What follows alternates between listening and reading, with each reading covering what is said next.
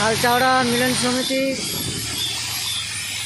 পক্ষ থেকে আমরা গ্রামবাসী থেকে দুর্গা মন্দির ভেঙে দুর্গা মন্দির নতুন করে আবার করা হবে এবং সকলের সহযোগিতা নিয়েই এই মন্দিরটা করা হবে।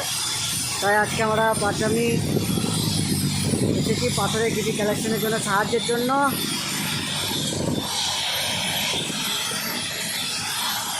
এই আমাদের গাড়ি, পাথর কালেকশনে আমরা বেরিয়েছি।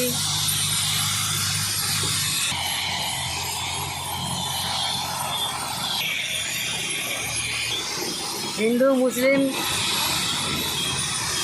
অনেকেরই প্রেশার আছে, সকলেই সহযোগিতা করছে, পাথর দিচ্ছে মন্দির করার জন্য।